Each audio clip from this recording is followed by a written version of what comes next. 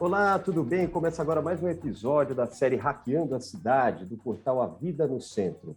E o papo hoje é com a Tatiana Tucunduva Cortese e a Débora Soto.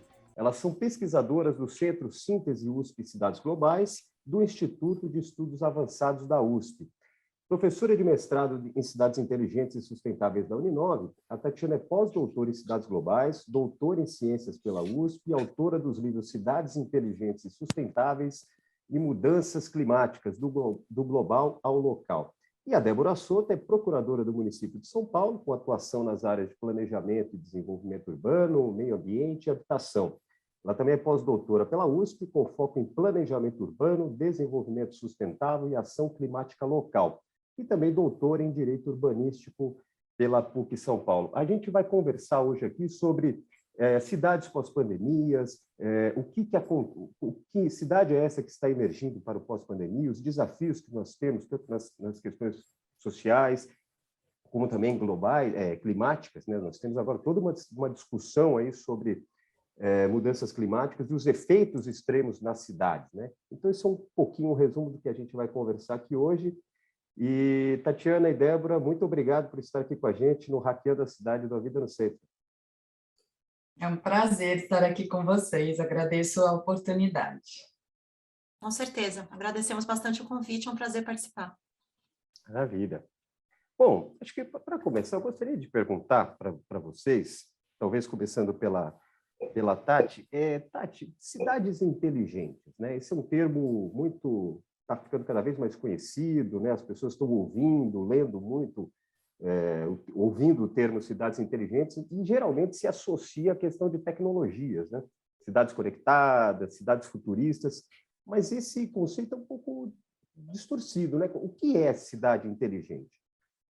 Então, vamos lá, começar pela parte mais interessante, que, no fundo, o que ocorre é que, a partir do momento que o conceito de cidades inteligentes surgiu e foi sendo discutido, ele, de fato, começou pelas grandes empresas de tecnologia. Foi até um termo patenteado lá atrás pela IBM, junto com outras grandes empresas, para promover as tecnologias de informação e comunicação que poderiam ser utilizadas junto com prestação de serviços nas cidades.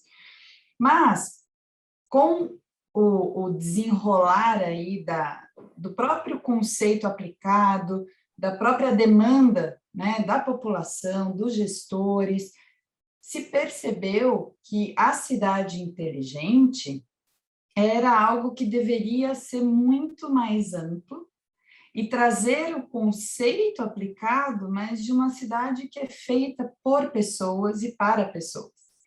Então, a tecnologia, ela é um meio, ela é um instrumento para promover a inclusão, para promover a inovação, para promover uma cidade, de fato, mais conectada, onde a gente consiga ter uma prestação de serviços mais eficiente, mais abrangente, que permita que todos tenham melhor qualidade de vida.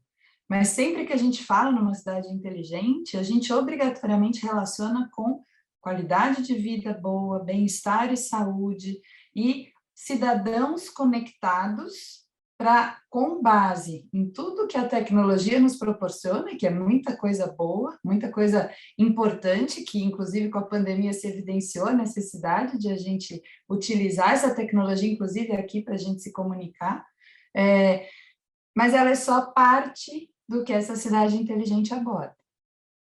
E trazendo para a nossa realidade, São Paulo é uma cidade inteligente?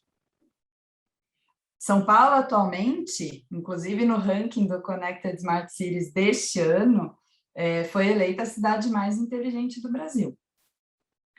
Como que funciona isso? É até curioso, porque quando a gente conversa com alunos ou com profissionais da nossa área de atuação, em eventos, todo mundo fala, mais inteligente como? Se a gente tem tanto problema. Então, na verdade, São Paulo é considerada, pelo ranking, uma cidade inteligente. O que a gente pode destacar aqui como início dessa conversa é que todo ranking ou todo título que se dá para uma cidade, isso é baseado em indicadores e critérios para se avaliar e se chegar nesse ranking de cidades, mas a gente tem que tomar muito cuidado, porque o ranking, ele vai se basear naqueles critérios que foram ali colocados, e estes critérios e indicadores, eles vão só pautar como que a gente pode atingir uma cidade inteligente. Então, dentre vários, são 70 indicadores, a gente não vai conseguir explorar todos eles aqui, mas só para a gente ter uma ideia melhor, o principal indicador que destaca São Paulo aí como uma cidade inteligente é o tamanho da malha de metrô e trem e interligação entre transporte público que a gente tem na cidade.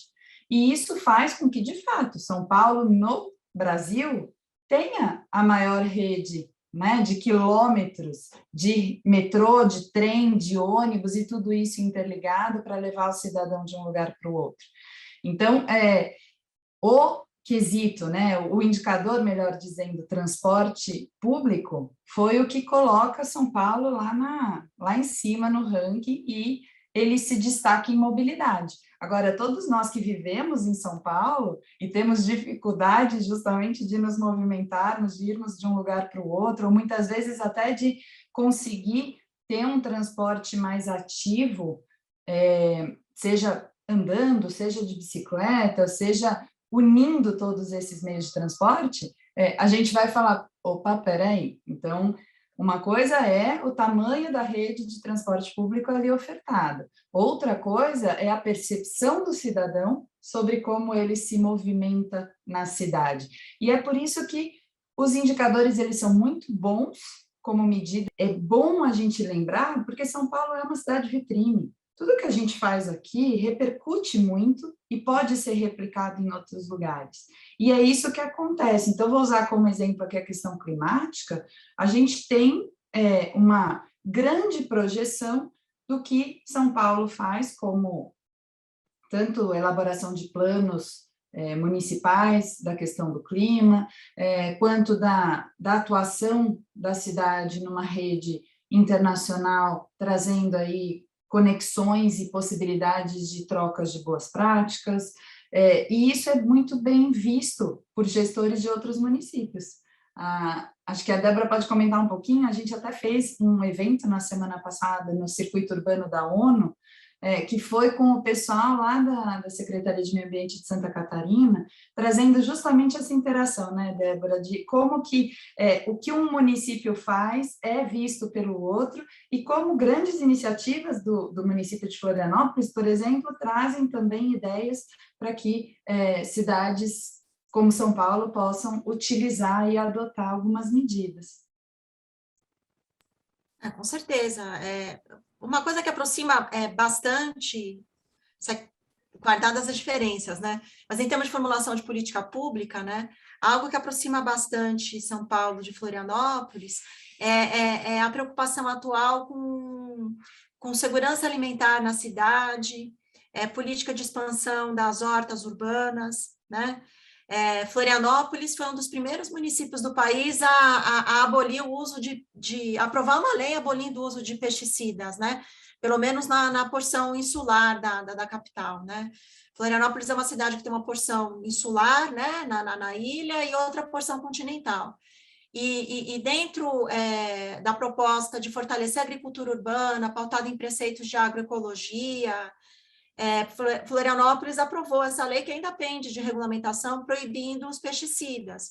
E a cidade de São Paulo também se coloca aí na vanguarda de formulação de política para fortalecimento da agricultura urbana, sobretudo por causa do projeto Ligue os Pontos, né?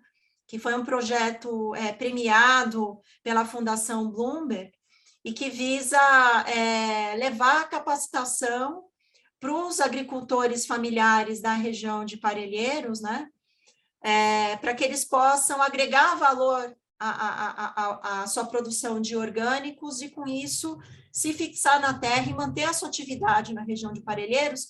Isso, do ponto de vista de planejamento urbano, serve como anteparo justamente para a expansão urbana desordenada, né?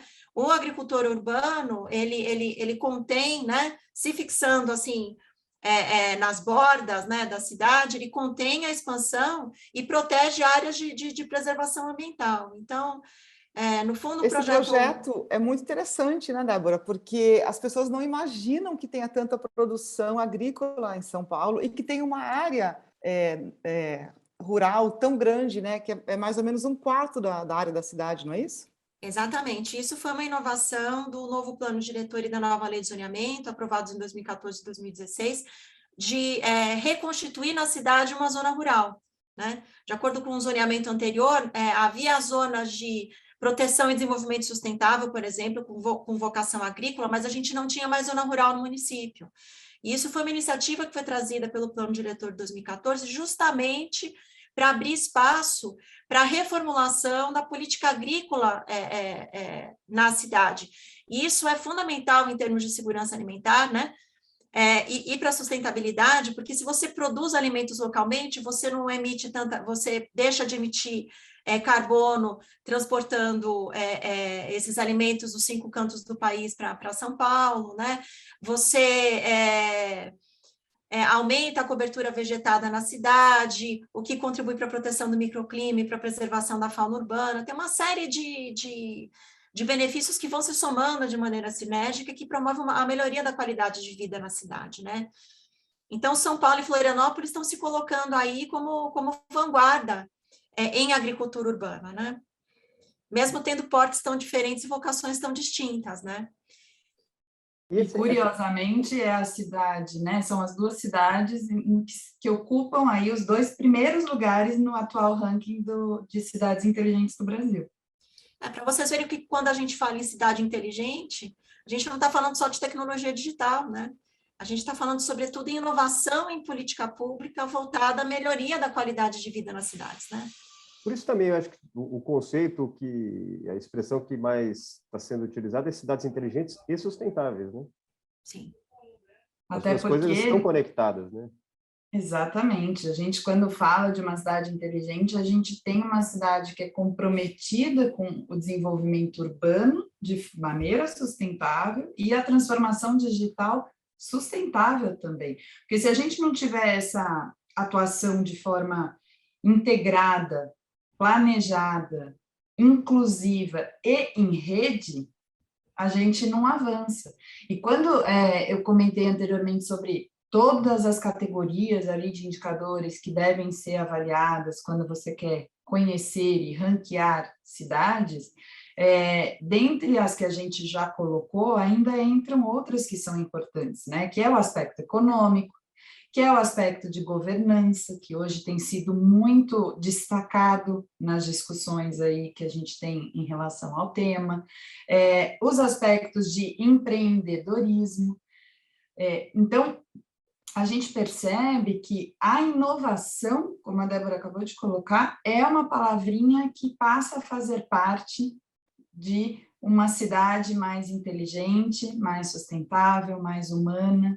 Então, o que a gente busca é justamente você ter uma capacidade de olhar para os problemas que a cidade tem, e toda cidade tem os seus problemas, independente do porte, do tamanho da população, da localidade, mas olhar para isso com uma vontade de identificar o que pode ser diferente, aonde dá para melhorar, e sempre com esse olhar de como o cidadão está sentindo a cidade, para que ele queira participar, inclusive, desse processo de mudança, porque a gente já percebeu, e as pesquisas indicam isso com grande frequência, de que se você não faz o cidadão participar e se engajar no processo de transformação, a gente não consegue alcançar resultados. Não basta governo impor, não basta iniciativa privada financiar e possibilitar que as coisas aconteçam, e não basta a academia produzir o saber. A gente precisa também contar com essa participação efetiva da sociedade civil, que é aí que a gente avança. E por falar em participação, isso também acho que hoje está muito em sintonia aí, ou é uma discussão que tem que ser feita a partir da inclusão digital, né? A gente teve agora com a pandemia que escancarou e agravou as desigualdades sociais, E um dos problemas que ficaram mais explícitos é o da exclusão digital. Então, eu gostaria de perguntar para vocês, assim, a gente também viu aí durante a pandemia, aqui em São Paulo especificamente, teve muitos serviços públicos que se digitalizaram, né, para que as pessoas pudessem também acessar. Mas, enfim, qual a avaliação de vocês sobre a situação de exclusão digital que a gente tem hoje em São Paulo e como que a gente pode avançar, o que precisa ser feito ou como resolver esse problema? Nossa, perguntinha é boa, hein? Já dá um outro programa, né? Já dá um outro programa. A gente precisa avançar, sobretudo, né, em conectividade, né? Uma coisa que provavelmente a maioria das pessoas desconhece, né? Mas o direito à internet está consagrado por lei no Brasil como direito para todos, né? E faz tempo que deixou de ser luxo, né? Estar conectado à internet significa ter acesso a serviços públicos, ter acesso a oportunidade de emprego, ter acesso a oportunidade de educação. A pandemia demonstrou tudo isso, né? E na cidade de São Paulo, uma parte pequena da população tem essa conectividade plena, né? Acesso à internet de qualidade na sua residência ou através do telefone celular. É por isso que políticas de Wi-Fi livre são políticas públicas de fato, né? No início dos anos 2000, quando começou a se discutir no âmbito da cidade de São Paulo, a introdução do Wi-Fi livre, isso na época foi julgado assim como um desperdício de dinheiro público, como uma coisa que não era essencial, né? E hoje se verifica o quanto é essencial propiciar o acesso à internet gratuito para a população de baixa renda, não só por meio do acesso em espaço público, né, que é basicamente a proposta, né, desse programa de Wi-Fi livre, né, levar pontos de acesso à internet para praças, também nos pontos de ônibus, né, para que a população possa acessar e utilizar o serviço, mas também, sobretudo, nas escolas, não é? Eu acho que um dos nossos grandes fracassos na pandemia foi a incapacidade do poder público de gerar soluções para que os alunos da escola pública pudessem continuar tendo acesso à educação por meio de formatos digitais, por absoluta falta de conectividade, seja por não ter acesso, né, à internet na sua residência, seja por não ter equipamento adequado para poder acessar a internet, né? Recentemente, o IBGE soltou uma pesquisa focada em inclusão digital, né? E os dados são assustadores. O que a gente observou aqui em São Paulo não é uma fração do abismo digital que se observa no restante do país, né? E conforme as oportunidades de emprego, os serviços, os processos de educação se digitalizem, esse abismo tende a ser maior, porque falta mesmo política pública para, de fato, concretizar esse direito à internet, né? O acesso universal, né? A conexão e aos serviços digitais, não é, Tati? E um ponto que muito preocupa é justamente que a gente, né, vocês podem perceber, a gente está usando palavras aqui com uma certa frequência. E a inovação, a inclusão, isso só é possível se a gente partir desse direito básico. E com a pandemia, o que a gente percebeu é que, sim, ela acelerou a transformação digital, foi um processo muito intenso de utilização da tecnologia para comunicação em todos os sentidos, mas a gente identificou os grandes gargalos que a gente tem que atuar. Quando a gente fala, né, que não existe acesso à tecnologia, que não existe acesso à educação, porque recentemente, inclusive, teve um estudo feito aí pela Brascom que trata, por exemplo, da quantidade de vagas abertas no setor de tecnologia que não conseguem ser preenchidas porque faltam candidatos. Aí a gente começa a fazer uma análise sobre isso e a gente percebe, faltam candidatos, falta conhecimento técnico, mas por quê? Porque falta esse acesso à internet, falta tecnologia para uma educação online, a gente começa a ter uma demanda, né, para que esse jovem ele possa ocupar esses cargos, e hoje o que a gente vê é muito jovem desempregado, sem condição de ter acesso àquilo que a minoria tem. E quando a gente fala numa cidade inteligente e sustentável, a gente quer que a maioria consiga chegar nesses lugares, né? Não é feita para uma minoria, não é feita para aqueles que têm acesso só. Então, quando a gente olha um problema estrutural como esse, onde a gente tem 88% dos alunos do Brasil são da rede pública, a gente precisa ter um olhar mais atento.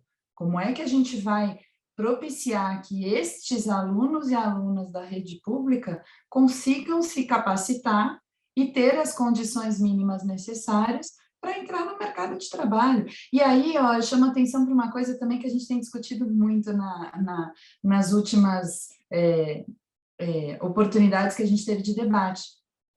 Quando a gente fala em se capacitar, não é só acesso ao ensino superior que é fundamental, como universidades. A gente também precisa começar a mudar a mentalidade de que cursos técnicos são fantásticos e de que é uma opção muito boa e muito viável para grande parte desses jovens que precisa trabalhar enquanto estuda.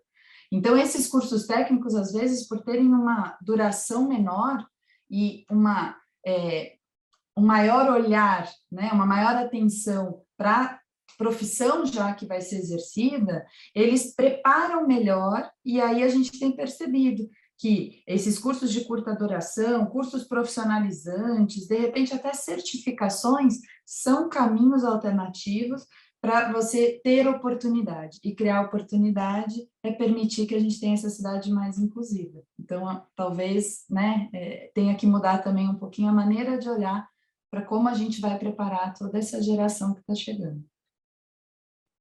E a gente já falou um pouquinho sobre o efeito da pandemia, né? Mas eu queria explorar um pouquinho mais isso. A gente sabe que a pandemia acelerou as tendências, né, para a vida nas cidades, trouxe uma certa racionalização de um lado, porque permitiu o trabalho remoto por parte de uma parte das pessoas, desenvolvimento do comércio local em função disso, dos bairros, valorização dos espaços públicos, enfim, trouxe aí várias coisas que podem ser vistas como uma evolução da vida na cidade, mas também agravou as desigualdades, no caso brasileiro, e mostrou a desigualdade que a gente já tinha e agravou ainda mais, né?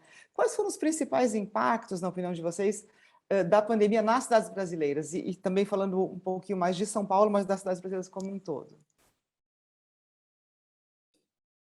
Bom, eu destaco aqui isso que eu acabei de colocar, que para a gente que trabalha com educação tem sido um ponto preocupante, o fato de só agora, por exemplo, a gente ter a obrigatoriedade aí das aulas presenciais na rede pública, enquanto todo o resto das atividades já voltou, inclusive torcidas para estádios de futebol. Então, qual é a prioridade que a gente tem enquanto país, né?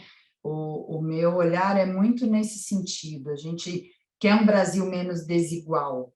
A gente gostaria de ter, de assegurar um país onde todos tenham acesso. Isso não pode ser um discurso utópico. Tem que ter a condição de se chegar lá. A gente tem políticas públicas muito bem formuladas. A gente tem política nacional agora eu vou puxar para a nossa área aqui de atuação, que é a discussão principal, né, de uma cidade inteligente e sustentável. Então, assim, a gente tem política nacional de educação ambiental desde 95, estabelecendo que meio ambiente tem que estar em todos os níveis de ensino desde sempre. A gente tem política nacional de recursos hídricos, política nacional de resíduos sólidos, política nacional de mudanças climáticas, a gente tem uma política nacional do meio ambiente que a gente acabou de comemorar 40 anos e que já era de vanguarda na época que ela foi feita, em 81, trazendo a inovação como necessária para se regular e a transparência e o uso dos dados para auxiliar nesse processo, ou seja... Tem o Estatuto da Cidade, que também é aniversariante, né, Tati? Editado em 2001, completando aí 20 aninhos, né? São instrumentos de gestão e normativos fundamentais para a gente ter essa melhor qualidade de vida. E a gente já possui todo esse arcabouço legal que é muito bem feito. Então, o que está faltando?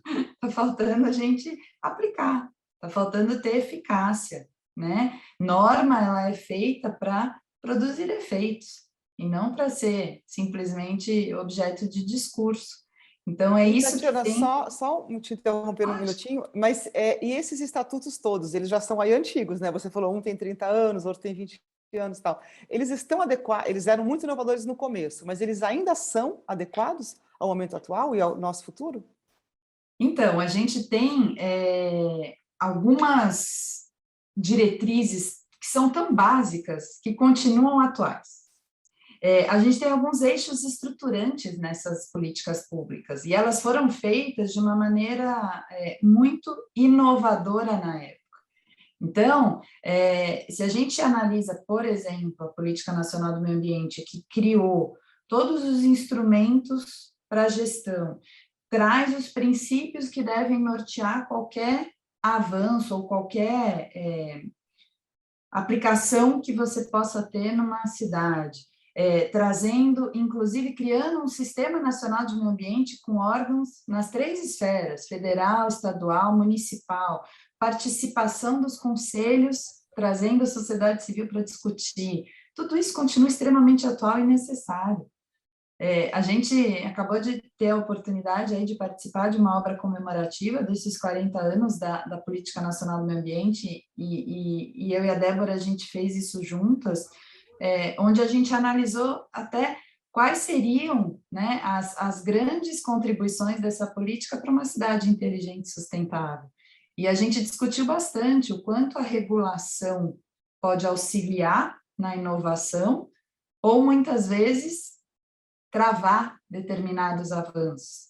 Então, esse também tem sido um tema aí de nosso interesse e que a gente tem pesquisado para ver de que forma essa cultura das novas tecnologias, né, ela pode auxiliar nesses processos todos, que quando eles foram formulados lá atrás, ainda a gente não vivia este mundo atual com todo esse avanço tecnológico. Mas esse avanço tecnológico que está aí à disposição, ele só auxilia na aplicação daquilo, né, Débora? Eu acho também que no contexto pós-pandemia, a gente tem o reverso da moeda, né, que é o do agravamento das desigualdades sociais, né, por meio da extinção de postos de trabalho. A gente está observando na cidade de São Paulo um aumento brutal da população em situação de rua, né? Isso é algo que qualquer um que circule hoje, principalmente pelo centro de São Paulo, vai observar, né?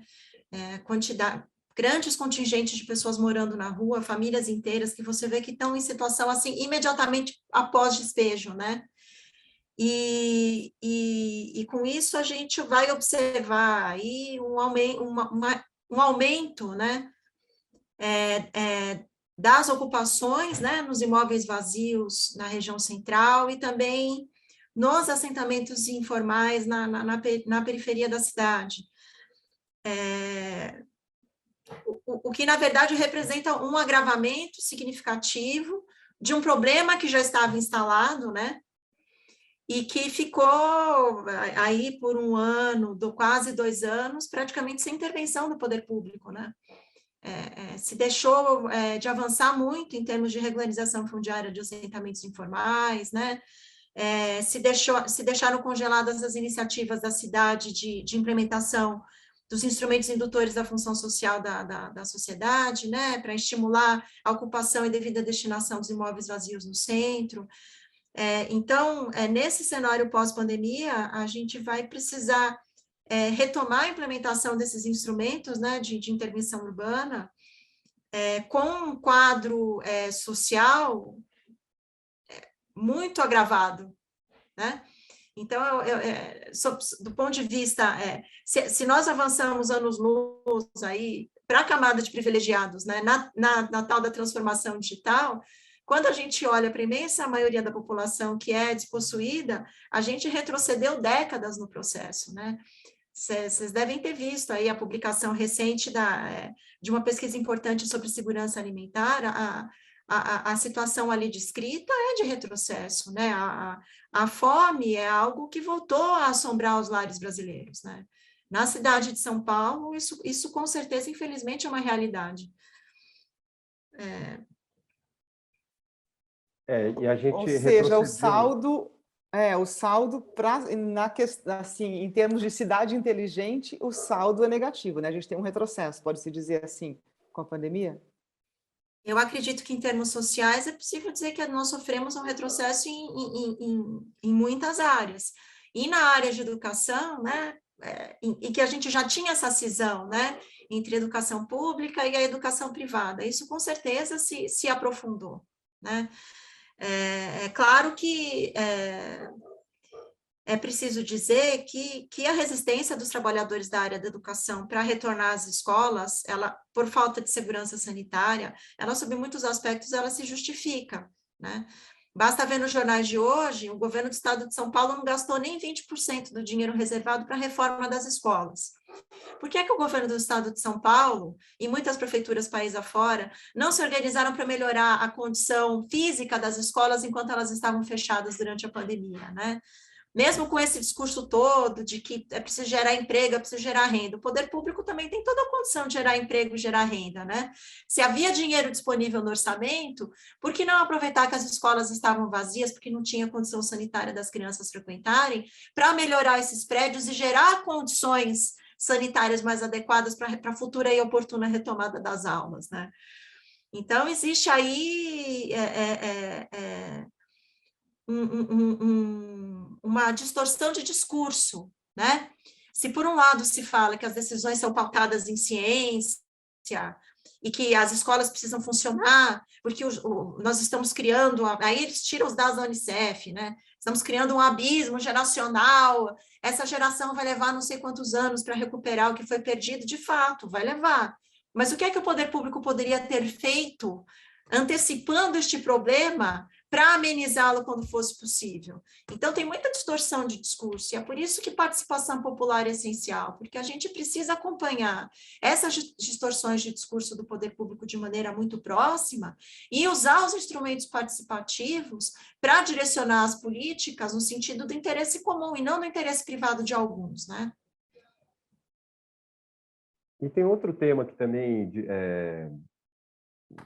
o poder público, enfim, recai sobre ele, e eu queria ouvir a opinião de vocês sobre a atuação do poder público, que era na prevenção a eventos extremos agora. A gente está num momento em que o mundo inteiro está sofrendo com isso, e se a gente pensar na realidade brasileira aqui, de cidades que já tem imensas populações que moram em lugares precários, né, que não têm saneamento, que não têm uma série de serviços, e os eventos climáticos agora cada vez mais frequentes, esses eventos extremos cada vez mais frequentes e intensos. Que tipo de políticas, o que precisa ser feito, por exemplo, para minorar o impacto desses efeitos extremos nas cidades? Por onde começar? Bom, a gente está falando aqui dos assentamentos informais, né, e da necessidade de retomar os processos de regularização fundiária.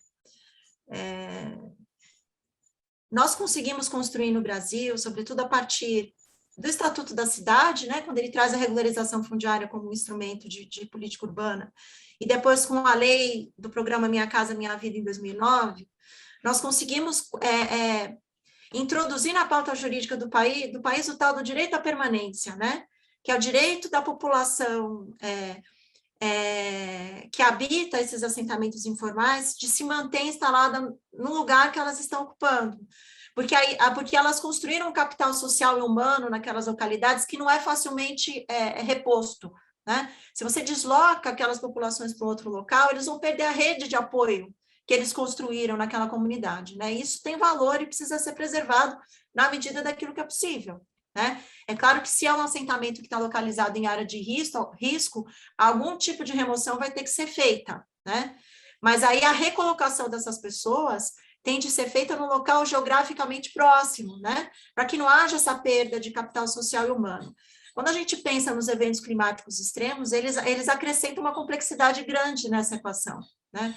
Porque a gente sabe que as áreas que estão vazias na cidade de São Paulo, né, na periferia, são aquelas áreas menos apropriadas para a ocupação humana, né? E, portanto, sujeitas a riscos, e esses riscos aumentam com os eventos climáticos extremos, né? Riscos de inundação, de alagamento, de escorregamentos, né? eles se verificam de maneira muito mais intensa nos assentamentos informais, e o que a gente observa é que não estão sendo feitos estudos adequados para mapeamento dessas áreas de risco sob esse prisma climático, né? A gente tem um levantamento de risco na cidade de São Paulo, por exemplo, que classifica as áreas de risco em risco muito alto, médio, baixo e tal, mas isso para as condições instaladas, né? De temperatura e pressão, literalmente falando, não é?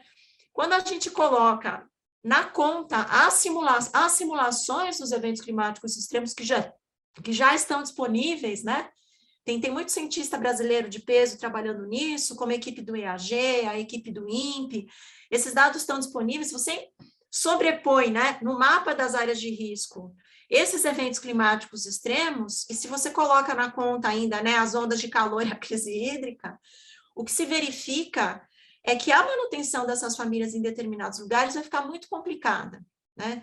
Então, vai ser necessário fazer um remanejamento dessas políticas de regularização fundiária, sabe, dos programas de regularização fundiária, para incluir o viés do clima na conta, porque o que pode acontecer de pior é você fazer uma promessa para essas pessoas, né, de que o direito de permanência delas vai ser garantido, você enfiar dinheiro público na regularização desses assentamentos, que é um dinheiro escasso, né? É uma luta você disponibilizar dinheiro para programa habitacional nesse país, certo? Enfiar dinheiro público nisso, e esses assentamentos no médio prazo, porque a gente está falando num espectro temporal relativamente curto, né? 2030, 2040, 2050, né? Pode ser que esses lugares se tornem virtualmente inabitáveis, né? Então, a gente precisa, de fato, trazer o viés do clima para a organização dessas ações habitacionais, né? Esse é um dos aspectos. E isso não é levado em conta hoje em dia? Não, isso não é levado em conta hoje em dia. Algumas cidades do mundo, como Nova Jersey, estão começando a elaborar mapas que identificam as áreas sujeitas, por exemplo, à elevação do nível do mar e alagamentos, né? E aí fazendo um zoneamento de áreas que vão ter que passar por um processo de retirada organizada, né? Em inglês o pessoal chama de managed retreat, né? De você organizar a retirada de população dessas áreas que vão ter que ficar livres e disponíveis para ser ocupadas pela água. A gente hoje mesmo tem no jornal uma matéria sobre Amsterdã, enfim, mas na Europa agora, eles aqui já estão no mais Brasil, conscientes disso, né? Aqui no Brasil a gente está engatinhando a respeito disso, né? É só entrar na internet, veja a simulação de elevação do nível do mar para a cidade do Rio de Janeiro. Veja quanto de dinheiro está se investindo na região do Porto do Rio de Janeiro. Empreendimentos imobiliários milionários ali, sendo erguidos com pagamento de CEPAC, inclusive. Alguém está colocando na conta que aquele território vai estar debaixo d'água daqui a 30 anos? E para a gente encerrar esse papo que está ótimo, mas a gente está com o tempo já um pouco estourado, eu queria ouvir a Tatiana sobre essa questão aí. Como é que você vê essa questão dos eventos climáticos e o impacto disso, né? A Débora já falou um pouco sobre a questão dos lugares vulneráveis, das pessoas vulneráveis, mas além das pessoas vulneráveis que são obviamente mais impactadas, a cidade como um todo, né? E o país como um todo é impactado por esses eventos. A gente vê cidades muito bem organizadas ficando debaixo d'água. Então é uma coisa que realmente não é só lugares construídos em lugares que já eram de risco antes. Novos lugares estão virando de risco, não é isso? O impacto é muito grande, né? É muito grande, é preocupante. A gente montou, durante a pandemia, já um grupo de pesquisa sobre territórios em intempéries, que é justamente para tratar sobre esse tema, e a gente começou fazendo um levantamento de ocorrência de evento climático extremo e como que o município responde a isso de uma maneira direta. E o que a gente já de pronto assim, conseguiu identificar com muita facilidade foi que o município muitas vezes investe, ou até o Estado, né, investe nesses sistemas de detecção, de alarme de que um evento climático extremo ele vai acontecer. Então, a tecnologia disponível para isso, de fato, é muito avançada, porém não se investe no que você vai ter que fazer em relação a esse capital humano e como responder a isso. Então, a gente tem a ocorrência de um evento climático extremo, onde você teve a identificação por um sistema de alerta 2 dias antes, a população é informada, mas a população não tem um treinamento para onde tem que ir ou o que fazer, não existem protocolos de emergência formulados pelos municípios para responder a isso, então a gente identifica que talvez uma forma de começar, trazendo um pouco da pergunta inicial aí, seria pensar nesses protocolos de emergência, porque a gente tem muita coisa para fazer, mas se você não começar tendo estabelecido ali o que fazer na ocorrência de um evento climático extremo hoje, a gente já não consegue evitar muitos prejuízos morais, patrimoniais, quando, inclusive, a gente envolve perda de vidas, né? E que fique claro que o novo relatório do IPCC, o AR6, saiu evidenciando ainda mais que a frequência e a intensidade desses eventos climáticos extremos só vai aumentar. As cidades têm realidades distintas, né, Denise? Então, também não é só a questão das enchentes, das inundações, dos alagamentos, do aumento do nível do oceano. A gente tem deslizamentos, a gente tem outras formas de eventos climáticos extremos acontecendo. A gente tem... está vivendo falta d'água, né, em São Paulo agora. Não, e é só pensar nas tempestades de areia que a gente está observando de maneira repetida no interior do estado. Exatamente, várias já, né? E Repetidas essa mais recente causando prejuízos muito grandes, né? E as ondas de calor, as ondas de frio intensas causando mortes, a gente tem, não é só o excesso, mas também a escassez hídrica, ou seja, são justamente estas variações todas acontecendo ao mesmo tempo que a cidade tem que estar pronta. Então, uma primeira medida seria a gente começar a pensar, na emergência, como é que se responde a isso? E elaborar esses protocolos em conjunto com as instituições que são responsáveis. Mas tem que treinar o cidadão também, porque o que a gente percebe é que o cidadão ele fica perdido, ele fala, eu sei que agora mesmo, né, aconteceram alguns episódios aí, porque as chuvas foram muito intensas nessas últimas horas, e eu estava vendo no noticiário falando, as pessoas falam, eu sei que vai inundar, mas eu não tenho para onde ir ou o que fazer. E é nessa hora que o poder público tem que entrar. Então, tem muito a ser feito. A gente conhece instrumentos... A Defesa Civil está estruturada para isso, inclusive, né, Tati? E atua de forma, né, excelente. Eles na resposta. Eles respondem rapidamente, mas é isso, a gente precisa começar a pensar na prevenção, porque a resposta, muitas vezes, ela já é muito limitada. E se cidade inteligente é uma cidade para as pessoas, a gente tem que pensar sempre nas pessoas em primeiro lugar, né? Mas isso ainda a gente não chegou nesse estágio, né? Ainda não, mas a gente está trabalhando para isso.